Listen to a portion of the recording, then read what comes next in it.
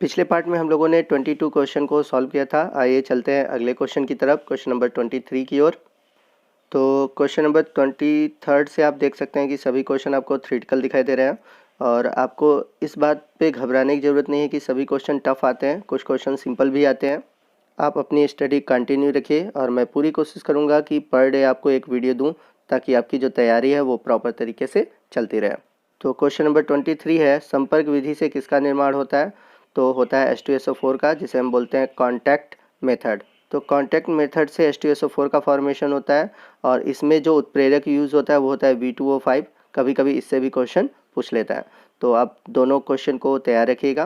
Question number 24 है, ये coordinate compounds है और यहाँ पे पूछा हुआ है कि इनमें से कौन से रंगहीन होते हैं, यानी कि आपको यहाँ पर कलरलेस कंपाउंड बताना है। तो कलरलेस कंपाउंड वही होंगे जिनके ऑक्टेंट यानी कि जिनके अष्टक कंप्लीट होंगे। तो जब आप इसको निकाल कर चेक करेंगे तो इसमें जो टाइटेनियम है और ये कॉपर यानी कि पहला और तीसरा, ये इन दोनों के जो ऑक्टेंट है वो कंप्लीट है। तो यहाँ पे जो टोटल कंपाउंड है जो रंगहीन है वो है 2, तो इसलिए आपका राइट ऑप्शन होगा ऑप्शन 2। क्वेश्चन नंबर 25 है, इनमें से कौन सा झाग प्लवन विधि द्वारा सांद्रित नहीं किया जाता? इसे हम फ्लोटेशन मेथड भी कहते हैं और इसका उपयोग किया जाता है सल्फाइड गैस के लिए। तो यहाँ पर ऑप्शन में देखेंगे तो अर्जेंटाइट, गैलेना, कॉपर पायराइट, ये सभी आपके सल्फाइड एस्क है, बट क्वेश्चन में नहीं पूछा जा रहा है। तो जो बॉक्साइड एस्क है ये सल्फाइड एस्क नहीं है, तो इसलिए आपका राइट ऑप्शन होगा ऑप्शन डी। क्वेश्चन नंबर 26 है, किस अणु में सभी आबंध एक समान नहीं है? यानी कि आपको बताना है कि इसमें किसमें जो बॉन्डिंग है वो एक जैसी नहीं है। तो यहाँ पर आप देखेंगे सी और बी एक ही जैसे हैं क्योंकि ये समान तरीके से बने हुए हैं। वही बात करें हम NF3 की, तो इसमें एक लोन पेयर ऑफ इलेक्ट्रॉन है, लेकिन यहाँ पर बात करें हम ClF3 में, तो यहाँ पर 2 लोन पेयर ऑफ इलेक्ट्रॉन है, तो ये इन सबों के समान नहीं है। तो इसलिए राइट ऑप्शन है ऑप्शन ए, क्योंकि ये सबसे अलग है और NF3 की भांति लोन पेयर ऑफ इलेक्ट्रॉन तो रखा है but 2 lone pair of electron रखा है। क्वेश्चन नंबर 27 है, कौन सा यौगिक इलेक्ट्रॉन की कमी को दर्शाता है? तो जैसा कि हम सभी जानते हैं जिस पे इलेक्ट्रॉन की कमी होती है उसे बोलते हैं लुईस एसिड और यहाँ पर ऑप्शन है B2H6। क्वेश्चन नंबर 26 है और ये क्वेश्चन ऑर्गेनोमेटेलिक कंपाउंड्स है। इसमें पूछा हुआ है कि किसमें धातु कार्बन बंध नहीं होता, यानी कि कौन सा ऑर्गेनोमेटेलिक कंपाउंड नहीं है? तो यहाँ पर आपका राइट ऑप्शन ऑप्शन फर्स्ट, इसमें मेटल से कार्बन बॉन्ड नहीं जुड़ा है, इसमें डायरेक्ट एल्युमिनियम से डायरेक्ट जुड़े हुए हैं AlO2H5। तो यहाँ पर 3 लगे होंगे जैसा कि आप देख सकते हैं, नीचे 3 लिखा हुआ है। आइए अगला क्वेश्चन देखते हैं। क्वेश्चन नंबर 29 है और पिछले साल ये ICR में आ चुका है 2019 में। क्वेश्चन है, यह गैस ब्रोमीन जल को रंगहीन कर देती है। तो यहाँ पर आपका राइट ऑप्शन है ऑप्शन ए SO2, क्योंकि हम सभी जानते हैं कि जो SO2 होता है वो ऑक्सीडेटिव नेचर होता है। अगला क्वेश्चन है, जब हम जिप्सम को गर्म करते हैं तो क्या बनता है? तो PUP बनता है और जब हम PUP को गर्म करते हैं तो बनता है CaSO4, जिसे हम कहते हैं जला हुआ प्लास्टर या फिर हम बोलते हैं मृत प्लास्टर। तो ये क्वेश्चन कई बार पूछा हुआ है, आप इसको याद रखिएगा और कहीं नोट कर लीजिए। और जब हम इसको गर्म करते हैं तो जब इसको गर्म किया जाता है तो बनता है SO3CaO। तो इस तरह से क्वेश्चन इसमें बहुत पूछा जाता है। आइए चलते हैं अगले क्वेश्चन की ओर। क्वेश्चन नंबर 31 है, पिग आयरन में सबसे अधिक अशुद्धि कौन सी होती है? यदि इंग्लिश में बोलूँ तो मेजर इम्प्योरिटी इन पिग आयरन, तो हम सभी जानते हैं कि जो पिग आयरन होता है उसमें जो सबसे अधिक अशुद्धि होती है वो ग्रेफाइट की होती है, यानी कि कार्बन की होती है। तो इसलिए यहाँ पर हमारा जो राइट ऑप्शन होगा ऑप्शन डी होगा। अगला क्वेश्चन है जो कि मोस्ट इंपॉर्टेंट है, बहुत ही अच्छा क्वेश्चन है, प्यूटर में है। तो जैसा कि आप सभी जानते हैं कि जो पीतल है, कांसा है, ये सभी क्या है? मिश्र धातुएँ हैं और ये सभी जो मिश्र धातुएँ हैं अनेक धातुओं से मिलकर बनी है। उसी प्रकार जो ये प्यूटर है इसमें भी अनेक मेटल होते हैं, जैसे कि एंटीमनी जिसका फार्मूला क्या होता है? Sb होता है। उसके अलावा आपका सिल्वर है, बिस्मथ है यानी कि Bi, सिल्वर Ag। इसके अलावा इसमें कुछ कॉपर होता है और कुछ लेड होता है यानी कि Pb होता है। इतने मेटल इसमें होते हैं। अगर इसके अकॉर्डिंग अगर हम आंसर देखें तो हमारा जो राइट ऑप्शन होगा ऑप्शन बी होगा Ag। लेकिन अभी आपने देखा होगा कि Pb भी मैंने बोला है, बट जो Pb होता है बहुत कम मात्रा में पाया जाता है, इसलिए हमारा जो राइट ऑप्शन है ऑप्शन Ag होगा। क्वेश्चन नंबर 33 है, कैलोमल है, तो इसका फार्मूला होगा Hg2Cl2। तो कभी कभी फार्मूले से रिलेटेड क्वेश्चन पूछे जाते हैं तो आप उनको याद रखिएगा, वो भी ऐसे क्वेश्चन पूछे जाते हैं जो मोस्ट इंपॉर्टेंट होते हैं। क्वेश्चन नंबर 34 है, नेटिव सिल्वर यानी कि क्विक सिल्वर किसे कहते हैं? तो Au को बोलते हैं। तो यहाँ पर आपका जो राइट ऑप्शन है ऑप्शन फर्स्ट है। देखते हैं अगले क्वेश्चन को। क्वेश्चन नंबर आपका 35 है, सिनेबार के भर्जन से बनता है। तो सिनेबार किसको कहते हैं? तो याद रखिएगा सिंदूर को कहते हैं। और कह रहा है भर्जन, तो ये आपका मेटलर्जी से है। तो यहाँ पर होता क्या है कि जब हम HGS यानी कि जो सिनेबार है इसका फार्मूला क्या होता है? HGS। तो जब हम इसका ऑक्सीकरण करते हैं यानी कि वायु से अभिक्रिया कराते हैं, तो इसमें जो उपस्थित सल्फर है वो ऑक्सीजन से रिएक्ट करके बनाता है SO2, और इससे पारा जो होता है, जो Hg होता है, वो अलग हो जाता है। तो इस तरह हमारा प्रोडक्ट क्या बना? Hg। तो यहाँ पर हमारा जो क्वेश्चन के अकॉर्डिंग राइट ऑप्शन है, ऑप्शन सी है Hg।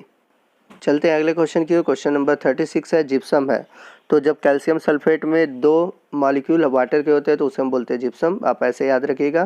तो यहाँ पर राइट ऑप्शन है ऑप्शन फर्स्ट। क्वेश्चन नंबर 37 है, फार्मेलिन इसका विलयन है। तो हम सभी जानते हैं कि जो फार्मेल्डिहाइड है, फार्मेल्डिहाइड का 40% एक्वस सोल्यूशन कहलाता है फार्मेलिन। तो यहाँ पर हमारा जो राइट ऑप्शन होगा, ऑप्शन फर्स्ट होगा, फार्मेल्डिहाइड HCHO। तो फार्मेलिन का यूज़ कहाँ किया जाता है मैं ये भी बता देता हूँ। तो आप सभी जानते हैं जो बायोलॉजी के लैब होते हैं उसमें एनिमल या प्लांट एक केमिकल में रखे जाते हैं, और वो केमिकल होता है आपका फार्मेलिन। चलिए अगले क्वेश्चन के ऊपर चलते हैं। क्वेश्चन नंबर 38 है, सूर्यमुखी के तेल के साथ NaOH की अभिक्रिया कहलाती है। तो हम सभी जानते हैं कि तेल या वसा के साथ जब हम क्षार की अभिक्रिया कराते हैं तो बनता है साबुन, और साबुन बनने की प्रक्रिया को हम बोलते हैं साबुनीकरण। तो यहाँ पर राइट ऑप्शन है ऑप्शन बी। चलते हैं अगले क्वेश्चन की ओर। क्वेश्चन नंबर 39 है, यह एक थर्मोप्लास्टिक है। तो आपका right option option B, Bakelite. और बेकेलाइट का यूज़ ही होता है आपका जैसे कि प्लग, ये सब बनाने में। क्वेश्चन नंबर 40 है, निम्न में से किसमें कोई त्रिक बंध नहीं है। तो सिंपल सा क्वेश्चन है। हम सभी जानते हैं कि अमोनिया जो है, अमोनिया में कोई ट्रिपल बॉन्ड नहीं पाया जाता। अमोनिया में जो तीनों हाइड्रोजन है सभी आपस में सिंगल बॉन्ड से नाइट्रोजन से जुड़े हुए हैं, और एक lone pair of electron nitrogen के पास होता है। तो इसमें कोई भी ट्रिपल बॉन्ड नहीं पाया जाएगा। क्वेश्चन नंबर 41 है, निम्न में से किसकी आकृति समतलीय चतुर्भुज होती है, मतलब कि स्क्वायर प्लेनर। तो यहाँ पर स्क्वायर प्लेनर स्ट्रक्चर होगा आपका ऑप्शन बी। तो राइट ऑप्शन है ऑप्शन बी। चलते हैं अगले क्वेश्चन की ओर। क्वेश्चन नंबर 42 है, निम्न में से कौन सी ईंधन गैस नहीं है। तो यहाँ पर पूछा हुआ कि फ्यूल गैस नहीं है। तो जैसे हम ऑप्शन ए की बात करें, भाप अंगार गैस, जिसका फार्मूला होता है CO+H2, इसी को हम वाटर गैस भी बोलते हैं। और यदि CO में N2 जोड़ दिया जाए तो उसे हम बोलते हैं प्रोड्यूसर गैस। तो आप इस ट्रिक से याद रखिएगा। और मार्स गैस हम सभी जानते हैं कि इसका फार्मूला होता है CH4, जिसका यूज़ किया जाता है CNG में। तो यहाँ पर आपका जो राइट ऑप्शन है ऑप्शन सी है, हंसाने वाली गैस N2O, यानी कि लाफिंग गैस, जो कि कोई भी ईंधन गैस नहीं है। चलते अगले क्वेश्चन की ओर। क्वेश्चन नंबर 43 है, लोहे में जंग लगने का कारक है, यानी कि रस्टिंग ऑफ आयरन के लिए कौन सा फैक्टर होता है। तो हम सभी जानते हैं नमी, तो हम एक तरह से कह सकते हैं ऑक्सीजन। तो ऑक्सीजन से रिएक्ट करके लोहे में क्या होता है, जंग लगता है। तो यहाँ पर जो कारक है वो है ऑक्सीजन। तो राइट ऑप्शन आपका ऑप्शन ए। चलते हैं अगले क्वेश्चन की ओर। क्वेश्चन नंबर 44 है, विलेय को विलयन से इसके द्वारा पृथक किया जा सकता है। तो इसका राइट ऑप्शन ऑप्शन ए, निस्पंदन, जिसे हम बोलते हैं फिल्ट्रेशन। तो राइट ऑप्शन ए है। चलते अगले क्वेश्चन की ओर। क्वेश्चन नंबर 45 है, समुद्र के पानी से नमक प्राप्त करने के लिए यह विधि अपनाई जाती है। तो करते क्या है, हम सभी जानते हैं कि इसमें वाष्पीकरण होता है। वाष्पीकरण के द्वारा जो वाटर होता है वो ऊपर चला जाता है, और जो साल्ट रहता है वो नीचे रह जाता है। तो समुद्र के पानी से जो नमक प्राप्त करते हैं वह प्रक्रिया है वाष्पीकरण की। तो यहाँ पर आपका जो राइट ऑप्शन है ऑप्शन बी है। आइए चलते हैं अगले क्वेश्चन की ओर। क्वेश्चन नंबर 46 है, पॉलीथीन का औद्योगिक उत्पादन किसके भौतिकीकरण द्वारा होता है। तो हम सभी जानते हैं कि जो एथिलीन है, एथिलीन का भौतिकीकरण करते हैं तो पॉलीथीन बनता है। तो पॉलीथीन का फार्मूला, पहले एथिलीन का फार्मूला देख लेते हैं। तो C2H4, और जब इसका भौतिकीकरण करेंगे तो यहाँ पर ब्रैकेट क्लोज करके N लिख देंगे। तो ये किसका फार्मूला हो गया, पॉलीथीन का। तो जब हम एथिलीन का पॉलीमराइजेशन करते हैं तो फॉर्मेशन होता है पॉलीथीन का। क्वेश्चन नंबर 47 है, प्राकृतिक रबर को कठोर बनाने के लिए इसका प्रयोग किया जाता है। तो जो नेचुरल रबर है, यानी कि जो प्राकृतिक रबर है, उसको कठोर बनाने के लिए सल्फर मिलाया जाता है। तो यहाँ पर आपका जो राइट ऑप्शन है ऑप्शन डी है, सल्फर। चलते हैं क्वेश्चन नंबर 48 की ओर। क्वेश्चन नंबर 48 करा है, यह हरितगृह प्रभाव के लिए उत्तरदायी है, यानी कि ग्रीन हाउस इफेक्ट के लिए। तो हम सभी जानते हैं CO2 गैस है ग्रीन हाउस इफेक्ट के लिए। क्वेश्चन नंबर 49 है, हाइड्रोजन परमाणु के नाभिक में है। तो याद रखिएगा, बहुत अच्छा क्वेश्चन है। हाइड्रोजन एक ऐसा परमाणु है जिसके नाभिक में न्यूट्रॉन नहीं पाए जाते।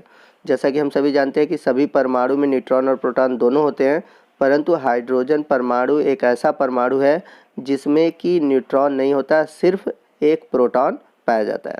आप ऐसे भी चेक कर सकते हैं कि हम सभी जानते हैं कि हाइड्रोजन का परमाणु क्रमांक और परमाणु भार दोनों एक होता है, और अगर हमें न्यूट्रॉन की संख्या निकालना है तो हम सभी जानते हैं Z बराबर होता है P=E। तो यहाँ पर आपका जो राइट ऑप्शन है, ऑप्शन ए है, केवल प्रोटॉन।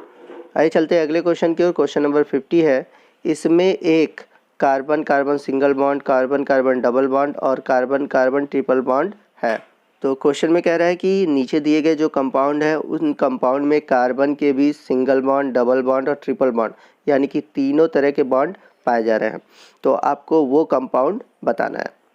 तो आइए स्ट्रक्चर को ड्रा करके देखते हैं। तो सभी में 4 कार्बन दिया है, तो सबसे पहले हम लोग 4 कार्बन बना लेते हैं। अब यहाँ पर आपको सिंगल, डबल और ट्रिपल तीनों बॉन्ड लेना है। तो पहले वाले कार्बन पे हम ट्रिपल बॉन्ड बना लेते हैं और लास्ट वाले पर डबल बॉन्ड, क्योंकि अगर आप बीच में डबल या ट्रिपल बनाएंगे तो आपको सिंगल बॉन्ड नहीं मिल पाएगा। तो इस तरह से आपको ट्रिपल, सिंगल और डबल मिल गया। अब इसको हम बैलेंस करते हैं। तो यहाँ पर कार्बन ट्रिपल से है, तो इससे यहाँ पर केवल एक ही हाइड्रोजन जुड़ेगा, क्योंकि कार्बन की वैलेंसी कितनी होती है, 4 होती है। अब दूसरे कार्बन की बात करें तो दूसरे कार्बन की भी वैलेंसी कंप्लीट हो गई है। तीसरे कार्बन में 2 वैलेंसी कंप्लीट हुआ, इसलिए एक हाइड्रोजन जोड़ेंगे। वहीं चौथे कार्बन में केवल 2 वैलेंसी कंप्लीट हुआ, इसलिए यहाँ पर 2 हाइड्रोजन जोड़ेंगे। तो यहाँ पर आप देख सकते हैं डबल, ट्रिपल और सिंगल सभी आपके बॉन्डिंग मिल गए हैं, और हाइड्रोजन यूज हुआ है 4, इसलिए आपका राइट ऑप्शन है ऑप्शन बी। तो दोस्तों आज के वीडियो में बस इतना ही। मिलते हैं अगले वीडियो में। आपको आज का वीडियो कैसा लगा आप ज़रूर कमेंट करके बताइएगा। कोई भी डाउट हो आप हमसे कमेंट करके पूछ सकते हैं। और यदि आप हमारे चैनल पर नए हैं और अभी तक आपने हमारे चैनल को सब्सक्राइब नहीं किया है तो प्लीज़ हमारे चैनल को सब्सक्राइब कीजिए। और यदि आप चाहते हैं कि BHU BSc एंट्रेंस एग्ज़ाम से रिलेटेड कोई और टॉपिक पर मैं वीडियो बनाऊँ तो आप ज़रूर कमेंट करके बताइएगा। मैं पूरी कोशिश करूँगा कि उस टॉपिक पर वीडियो बनाऊँ। और इस वीडियो का पिछला पार्ट देखना मत भूलिएगा, जिसका लिंक मैंने इस वीडियो के डिस्क्रिप्शन बॉक्स में दे रखा है। तो आप 1 से लेकर 22 क्वेश्चन को ज़रूर सॉल्व करिएगा। तो मिलते हैं अगले वीडियो में अगले टॉपिक के साथ। तब तक के लिए जय हिंद, जय भारत।